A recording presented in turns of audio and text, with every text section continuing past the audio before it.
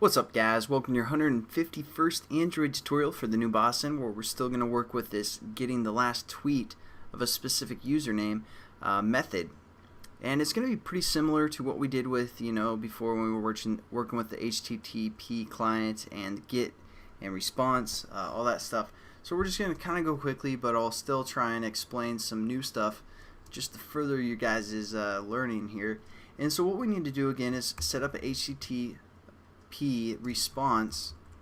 We're going to set this equal to response or R, something like that. And what we're going to do is we're going to say our client that we set up within our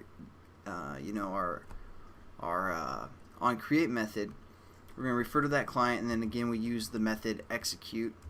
And what we're going to pass in here is basically this get method. So we're just going to say get and add our imports.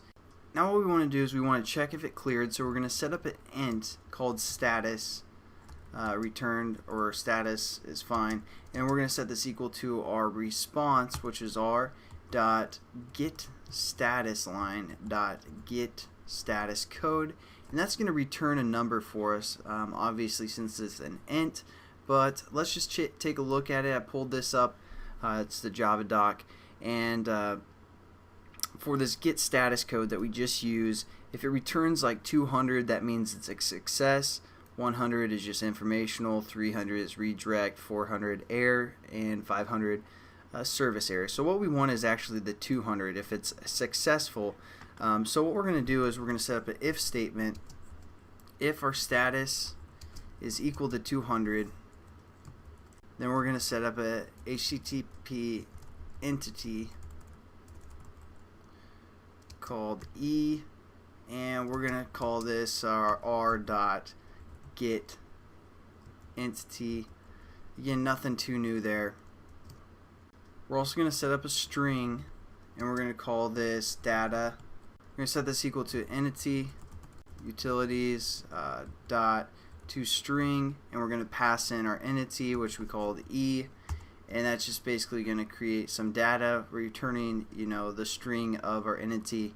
We need to set up a JSON array and a JSON object that we're going to return. So again, we're just going to say JSON array,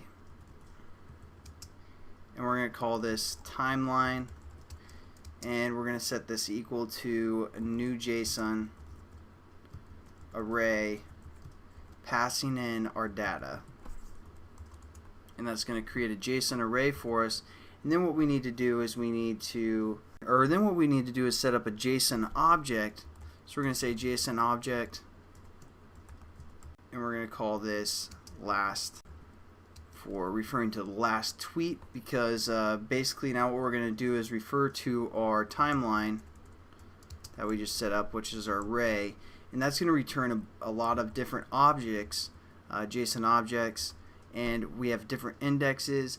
And basically the first or the 0 index is going to be the most recent tweet, like the next one's going to be second to most recent, etc. And since this method's called last tweet, we're going to say 0 here, and that's going to return a JSON object from our array that we set up, again according to all this stuff that we set up here as well. And we want position 0 because it's going to be the most recent. We could also say, the fifth most recent tweet, or I'm sorry, that'd be the 6th, but that'd be 5th, etc. But we want the most recent tweet, which is 0. Then all we're going to do is return again our JSON object, so we're going to return last. So there we go. We also need to return if this status is not equal to 200, if we got some sort of an error. So we're going to say else return null. And we can also set up like a toast or something, toast dot make text, referring to our HTTP example class dot this error some sort, duration toast dot set length to be short, and then we know we have some sort of an error, or we're hitting this else statement here.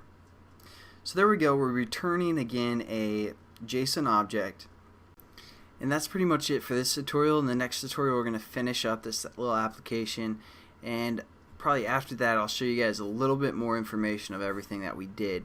So I'll catch you guys then, and I hope you have a good one. Peace.